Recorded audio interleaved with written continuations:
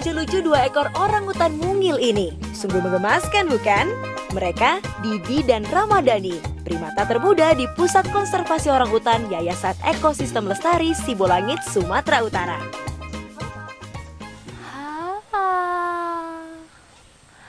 Ini namanya Didi, ini umurnya 1 tahun, dievakuasi dari Aceh. Memang setelah saya lihat sendiri, baby orangutan itu lucu sekali, menggemaskan.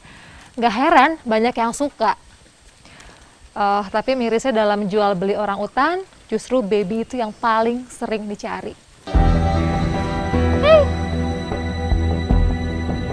Didi kini tampak lebih gemuk, sehat, dan berbulu jauh lebih lebat bila dibandingkan saat pertama kali ia datang 6 bulan silam.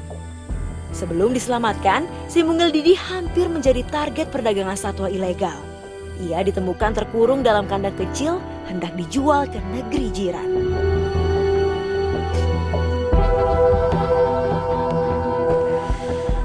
Kalau begini lihatnya seperti tidak ada beda dengan anak manusia. Dalam usia bayi pun, orangutan butuh disayangi, dikasihi oleh seorang ibu. Tapi karena memang banyak dari baby orangutan ini yang sudah yatim piatu, tidak punya induk, akhirnya peran ibu digantikan oleh kiper atau penjaga yang juga perempuan. Orangutan Sumatera kini dalam kondisi sangat terancam punah akibat alih fungsi lahan serta jual beli satwa ilegal. Tak heran, populasi primata khas Indonesia ini menurun drastis. Dalam 75 tahun terakhir, Indonesia kehilangan 80% orangutan. Upaya penyelamatan orangutan terus dilakukan. Salah satunya seperti kandang sosialisasi ini. Di sini, orangutan hasil evakuasi akan dilatih sebagai persiapan untuk dilepas liarkan kembali.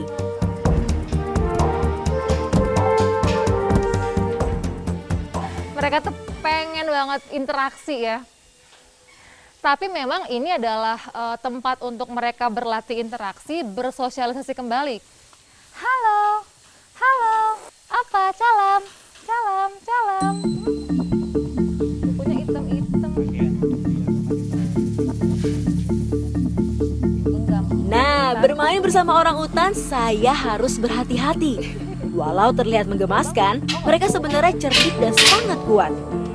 Sebentar saja lengah, bisa-bisa kita yang terluka. Tapi sebenarnya tak perlu khawatir.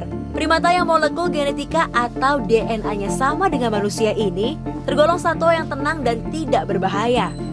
Jadi, yuk kita intip lebih dekat bagaimana si rambut merah ini belajar mencari makanan. Pinter banget mereka. Tadi emang sengaja ditaruhnya agak jauh. Itu buat melatih mereka kecerdasannya, instingnya, gimana caranya bisa dapetin makan. Karena memang skill itu yang dibutuhin banget kalau balik ke hutan nanti. Inilah taktik jitu untuk belajar mendapatkan makanan. Orangutan muda memperhatikan dan meniru perilaku orangutan yang lebih tua. Bagaimana cara memperoleh makanan. Orangutan Sumatera memiliki postur yang lebih kecil dari orangutan Kalimantan. Tapi tidak berarti selera makannya berbeda loh. Dalam satu hari, mamalia cerdas ini harus mendapat jatah makan 4 kali. Nah, sebagai hewan omnivora atau pemakan segala, komposisi buah dan sayur wajib diberikan. Aneka makanan ini bertujuan mengenalkan orangutan muda pada beragam jenis makanan yang tersedia di hutan nantinya. Ini waktunya Adel, Agustin, Boy buat dapat cemilan yang manis-manis. Jadi ini selai ditaruh di beberapa lubang di batang pohon ini. Sengaja dibikin seperti ini biar mereka berusaha melatih kecerdasan gimana caranya buat dapetin makanan. Kalau di hutan sih nanti aslinya madu, cuma sekarang kita pakai selai dulu aja. Mau? Ambil sendiri ya. Ini.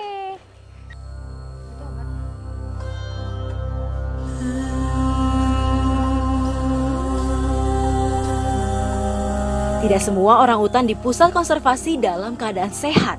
Beberapa dari mereka butuh perawatan ekstra karena terjangkit penyakit menular seperti yang satu ini. Kemiripan gen antara manusia dan orangutan membuat kera besar ini mudah tertular beragam penyakit dari manusia.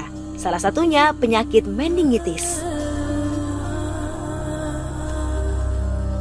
Kalau orangutan sakit seperti ini, kemungkinan untuk dilepas liar ke alam bebas memang sangat kecil. Tapi masih ada kemungkinan buat sembuh dan kembali ke rumahnya di hutan. Ya ini makanya ada mainan nih, musik-musikan yang bisa dipencet terus ngeluarin bunyi. Itu buat merangsang indera pendengaran mereka sama respon mereka. Semoga ya bisa sembuh dan balik ke hutan.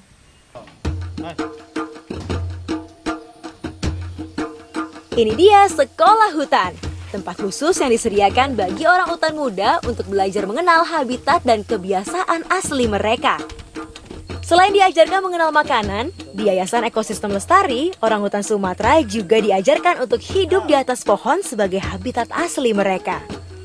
Sayangnya, sebagian orangutan yang dibawa ke pusat konservasi telah kehilangan kemampuan untuk memanjat dan bergelantungan di atas pohon. Hal ini akibat ulah manusia yang memelihara orangutan di dalam kandang selama bertahun-tahun. Nah, kini mari berkelana dengan murid pertama saya, Cece namanya. Ayo naik, ayo naik. Yuk. Pegang.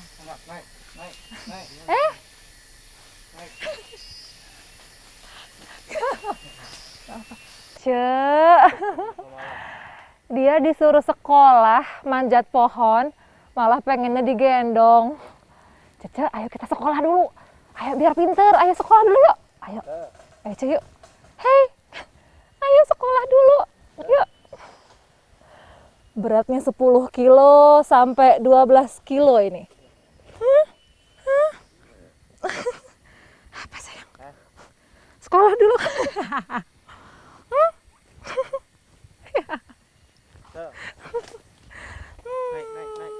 Sekolah dulu kita ya.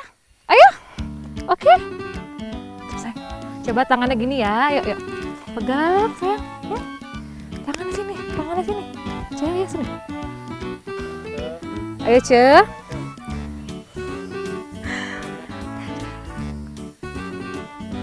Sekolah yuk.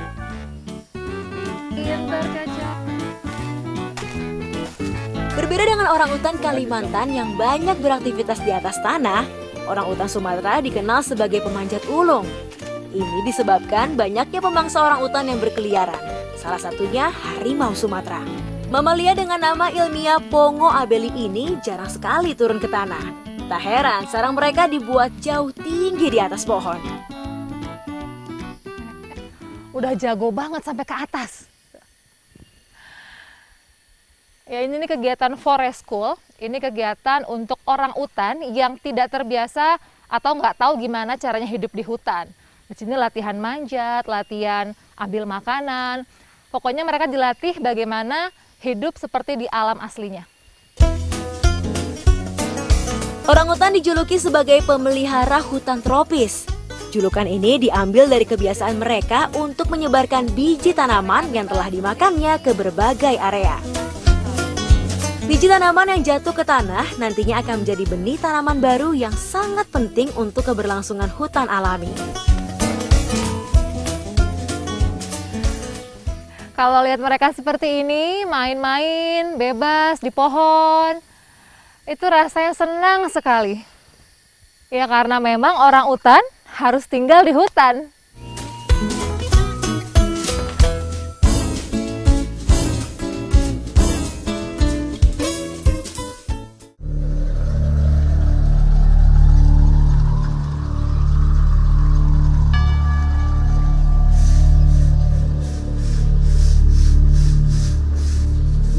Inilah reptil purba yang dapat bergerak cepat pada jarak pendek.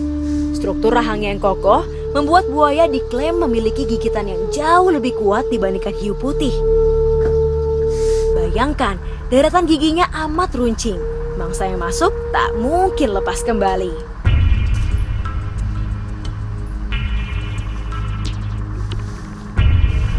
Populasi buaya sangat banyak di alam, baik di air tawar seperti danau atau sungai, hingga ke kawasan muara yang berair payau. Adanya banjir dan peralihan lahan menjadi pemicu yang membuat kawanan buaya kerap bersinggungan dengan manusia. Di penangkaran Asam Kumbang, Kota Medan inilah, buaya-buaya ditampung sebelum nanti dilepas liarkan kembali.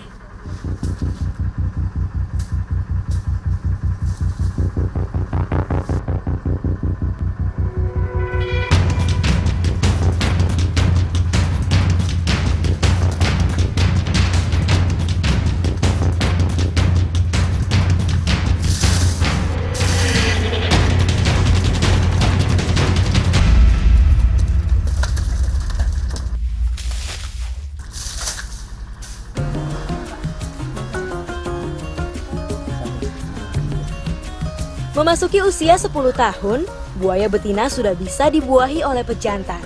Selanjutnya, telur-telur hasil pembuahan akan dikubur di bawah lapisan tanah hingga menetas. Sekali bertelur itu buaya antara 30 sampai 80 butir. Tapi yang menetas jadi anak itu setengahnya saja itu sudah bagus. Jadi Bapak cerita memang banyak faktor yang bikin telur buaya itu tidak menetas. Bisa jadi karena biawak atau karena banjir, telur terendam itu bisa nggak jadi anak. Makanya sekarang kita mau pindahkan ke tempat yang lebih aman, yang lebih hangat agar bisa menetas. Tapi kita harus agak cepat dan hati-hati karena biasanya induknya akan segera datang dan lebih galak kalau tahu telurnya diambil.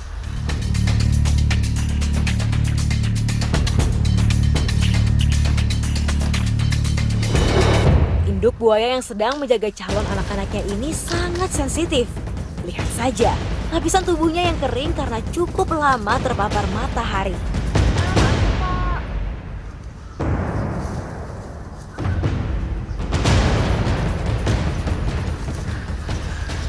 Agresif banget, serem.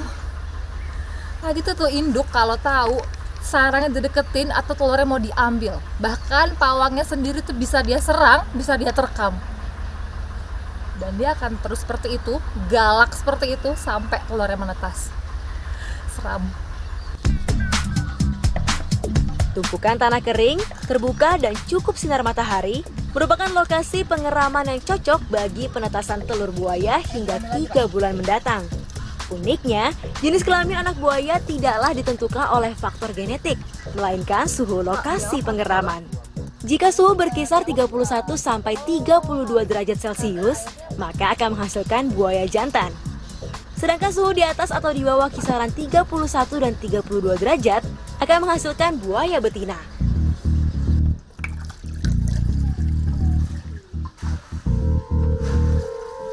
Hingga usia 1 tahun, bayi-bayi ini dirawat terpisah dengan buaya dewasa.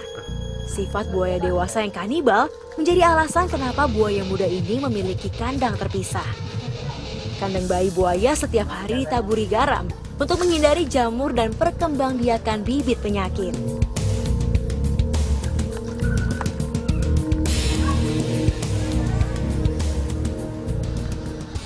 Ini kalau lagi seperti ini, buaya itu sedang mengeluarkan suhu tubuhnya, artinya dia lagi panas dalam tubuhnya ini. Memang kalau masih anak, masih baby seperti ini, buaya masih rawan stres, jadi akan sering buka mulut. Gigitan buaya terkenal melumpuhkan dan mematikan. Otot bagian rahang berkembang dengan sangat baik hingga mampu mengunci rapat mulutnya. Kali ini, mari menguji sekuat apa gigitan hewan dengan nama ilmiah Crocodylus porosus ini.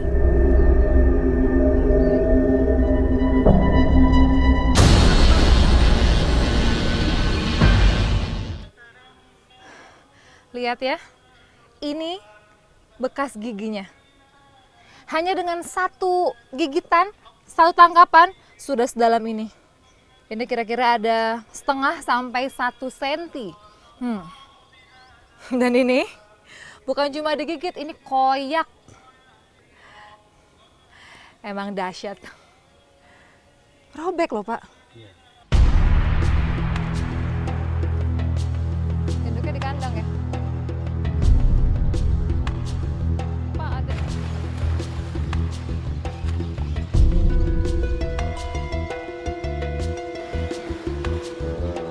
Buayanya nggak bisa naik, Pak. Bayangin kalau hewan seperti itu dengan gigitan yang luar biasa ada di sekitar manusia. Itu bukan cuma bahaya buat manusia, tapi juga buat kelangsungan hidup buayanya.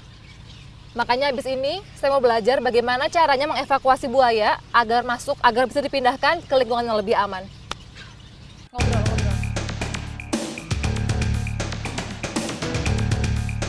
Sebagian besar buaya di penangkaran ini merupakan buaya liar yang masuk ke pemukiman warga di Pulau Sumatera. Untuk menghindari terjadinya konflik, buaya biasanya ditangkap dan dipindahkan agar tidak membahayakan manusia.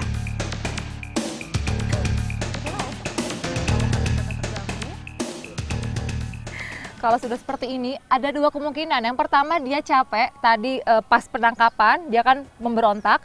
Atau yang kedua, dia sedang menunggu kita lemah untuk dia kabur. Hanya perlu memancing untuk masuk ke simpul tali pertama, setelah dapet, baru diikat dengan simpul tali kedua. Tuh. Kalau sudah seperti ini, dipastikan kita akan aman untuk bawa dia ke tempat yang lebih aman.